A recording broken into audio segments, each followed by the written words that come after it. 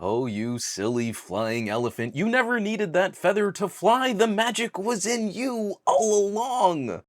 Hey there, this episode of Some Gadget Guy is brought to you by you. Yes, viewers like you, all of the incredible people sharing content on social media, and the generosity of my patrons at patreon.com/SomeGadgetGuy. More info on those awesome nerds later in the video. What's old is new again, both in terms of the technology, but also how we talk about using the technology. I'm piggybacking on the recent video produced by Hugh Jeffries, who you should really be watching more. Hugh is the real deal when it comes to gadget teardown, sustainability, and repairability commentary. A topic he recently broached, we've seen a trend revisiting the idea of minimalism and dumb phones or light phones, which I find kind of fascinating how these ideas come in cycles and waves. Hugh made some great points in his video about this topic, and I have that linked below because I really want you to watch it. Like, maybe pause this video right now, go watch Hugh's video, then come on back for just a little color commentary. I wanted to contribute a little to this topic because this was my all-time favorite project when I was at Pocket Now.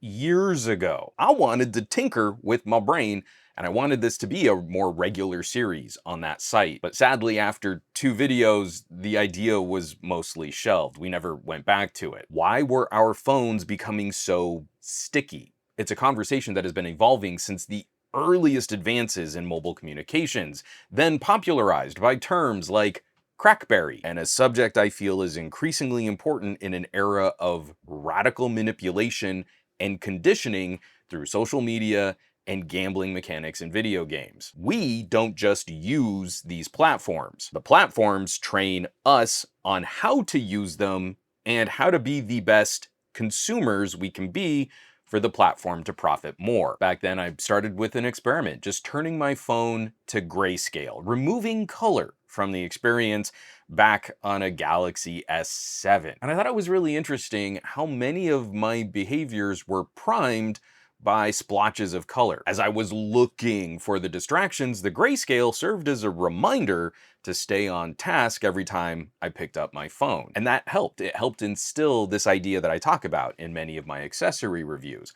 I only want to handle my phone when I have a reason to pick up my phone. I'm trying not to be distracted entertained by it. We followed that idea up with another video, an interview with a psychiatrist at UCLA, to better understand the medical community's perspective on addiction and how that might relate to smartphone use. Now, it's kind of quaint to look back on. Over 8 years of experimenting with consumer behavior, systems, and algorithms, I'm not surprised we keep seeing cycles in media talking about younger people going to flip phones and standalone cameras, or just genuinely folks looking to reduce distractions by buying specialty devices that lack features. To Hugh's point about buying an expensive device that does less, folks like me have been showing people your smart device likely already has the tools to do this. I did my first minimalist home screen setup 12 years ago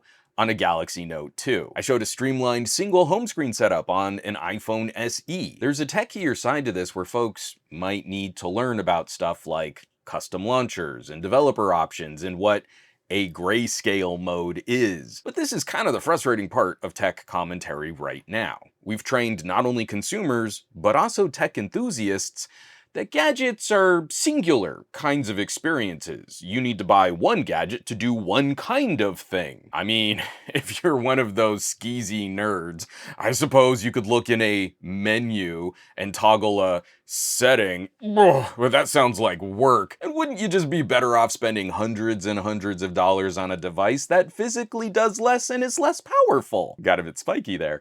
To that point, I feel it is important that people have the options available that best meet their needs. If someone needs a minimalist phone, I want them to have it. So I'm not advocating that minimalistic phones should not exist. What I'm frustrated by, and what I found so refreshing about Hugh's take on this topic, is that we really haven't much tried educating tech enthusiasts to try this stuff out on the phones they already own. I encounter way too many people who act like this is a novel topic every couple of years. So my audience has never been and will never be average consumer. I don't think an average consumer exists. But I am trying to host a conversation that I know is not broad. It's a little higher level. I'm actively seeking out and trying to find the people that have to reboot Auntie's Wi-Fi router at Thanksgiving every year. You're my kindred. We're the tip of the spear, and we pass the good information down to our family and friends. And I would imagine that a lot of folks in your circles are struggling these days. Tech is getting more expensive. We're doom scrolling the news like crazy, and every platform is trying to ratchet as much corporate value out of every interaction we have online. Our phones are portals to toxic algorithms, gambling mechanics in kids' games, and outright gambling on sports betting apps. While the news is weaponized against us because when we're angry and afraid, we'll spend more time on social media. And thankfully, battery technology is improving to the point where we can run our phones for almost an entire waking day with the screens on, so we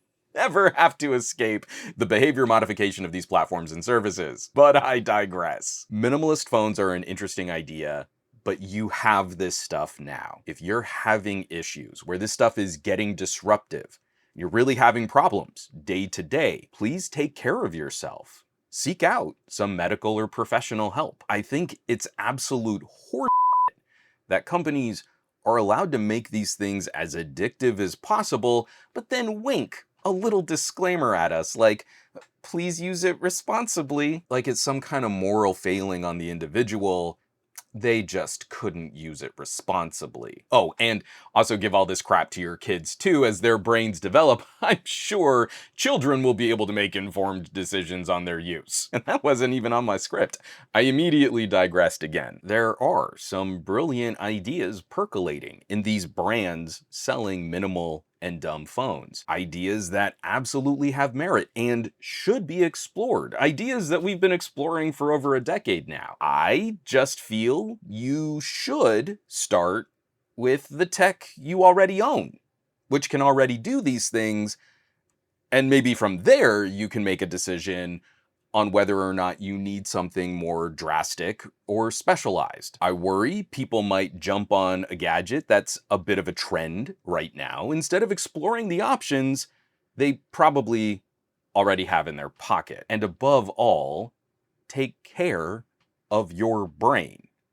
It's worth a lot more than social media companies are leveraging your attention for their ad sales. And I can completely acknowledge that this is a bit of a silly topic to broach, coming from someone like me, because I like showing off silly new gadgets, but one of the ongoing conversations we have on the Patreon and the private Discord, a lot of the tech I'm most excited about are the gadgets we can use as gatekeepers. Now, maybe a phone's always on display for notifications is still too distracting, and someone should move to a watch or a fancy pair of glasses. I always get those comments like, well, I'm better than other people and I just turn my phone off and touch grass. Which is neat, kudos for you, I'm proud of you, but it's not always feasible for someone living deep in the 21st century.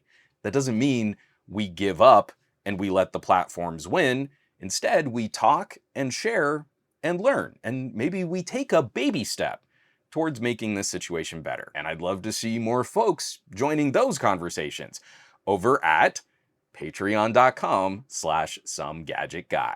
This list of names scrolling by on your screen right now, a huge thank you from the bottom of my heart, as these are the folks that are helping to keep the lights on here in the Gadget Lab. They are the coolest tech pals in the universe, bar none, so I hope you'll check them out. Now, you know where you can find me across the rest of the internet, at SomeGadgetGuy, basically everywhere. But these days, I'm trying to spend a bit more time on the Mastodons, where we're free of algorithms manipulating our content feeds.